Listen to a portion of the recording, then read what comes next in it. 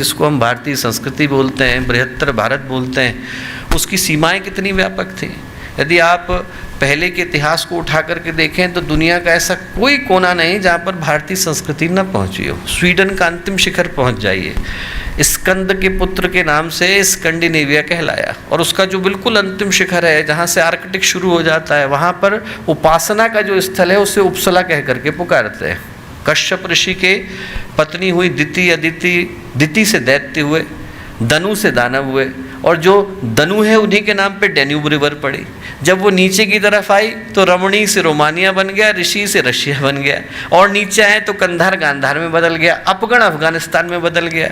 आप नीचे की तरफ चले जाएं तो श्रीलंका भारत का हिस्सा था, काष्ठमंडप काठमांडू बन गया, मलयाचल के झोंके आते वाला मलेशिया हो गया, वो जो गरुण को पूजने वाले हैं वो इंडोनेशिया में बदल गए, और जो निपुण था वो निप्पॉन बदल गया, आज भी जापान के नाम से जाना जाता है। ऐसा दुनिया का कोई हिस्सा नहीं जहाँ पर आप भारतीय संस्कृति के हस्ताक्षर को महसूस न कर सकते।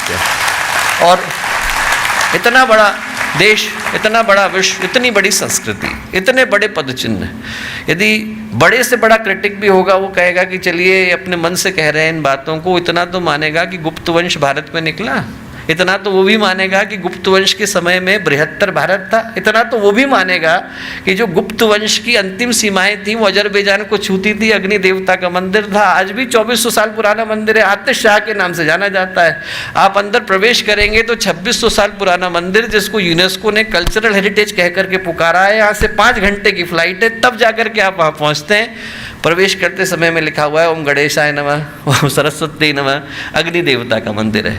आप सोच करके देखिए, उस सिरे से लेकर के इस सिरे तक एक बृहत्तर भारत था, और जितना बृहत्तर भारत था निश्चित रूप से उसका एडमिनिस्ट्रेशन उतना ही महत्वपूर्ण हो जाता है।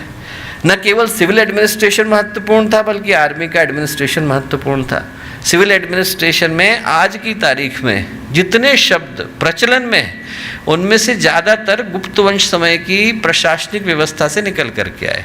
राष्ट्र वहीं से निकला, जनपद वहीं से निकला, आयुक्त वहीं से निकला, अमात्य वहीं से निकला, मंडल वहीं से निकला, और इतना बढ़िया सिस्टम था। भुक्ति भोग प्रदेश 3 प्रोविंसेस में बांटते थे, उसको और बांटा, राष्ट्र आया, राष्ट्र को बांटा, प्रदेश आया, प्रदेश को बांटा, विषय आए, विषय को बांटा, संभाग आए, संभाग को बांटा, ग्राम आए, ग्राम को बांटा, वीथियाँ आई, वीथियों को बांटा तो बिहार में बदल गया।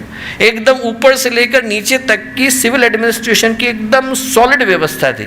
और आर्मी की उससे ज़्यादा ज़बरदस्त थी। आर्मी में जब एक हाथी चलता था तो हाथी के साथ 3 घुड़सवार चलते थे। एक हाथी है, हाथी के ऊपर महावत बैठा है, 3 घुड़सवार चल रहे हैं, आगे की जरूरत नहीं, हाथी अपने आप निपट लेगा, हाथी के सामने कौन आएगा। तो हाथी के साथ 3 चलने वाले घुड़सवार, एक ऊपर बैठा हुआ महावत, और इधर की तरफ गए तो जहाँ पर रथ चल रहा है, रथ में उसके दोनों पहियों की तरफ में 2 चलते थे जो उसकी रक्षा के लिए चलते थे, पीछे 4 घुड़सवार चलते थे, 5 पदाती चलते थे जो पैदल चलने वाले सीने के, और ये मिलकर के क्या कहलाते थे, पत्ते। 3 पत्ती मिली तो एक सेनामुख हुआ, 3 सेनामुख मिला तो क्या बना, गुल्म, 3 गुल्म बने तो एक गण बना, 3 गण जुड़े तो वाहिनी हुई, 3 वाहिनी जुड़ी तो प्रूतना बनी, 3 प्रूतना जुड़ी एक चमू बना, 3 चमू जुड़े तो एक अनिकिनी बनी, 10 अनिकिनी बनी तो एक अक्षोहिणी बन गई।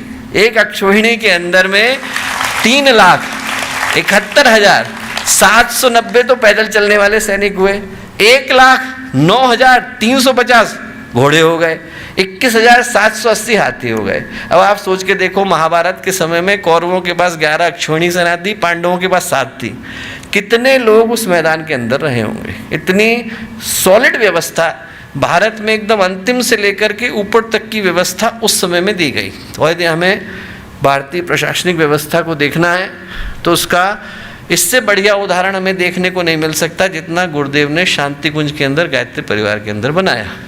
2 ही चीज़ें हैं आज की तारीख में लोग एडमिनिस्ट्रेशन को आदृत करते हैं, एक है ह्यूमन रिसोर्सेज, एक है फाइनेंशियल रिसोर्सेज।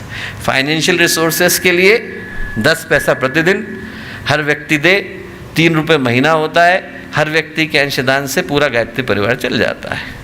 समयदान के लिए आप 1 घंटा समाज के लिए निकालिए, या फिर 1 हफ्ता निकालिए, या साल का 1 महीना निकालिए, हर व्यक्ति के समयदान से, उसकी प्रतिभा से इतना बड़ा ह्यूमन रिसोर्सेज चल जाता है।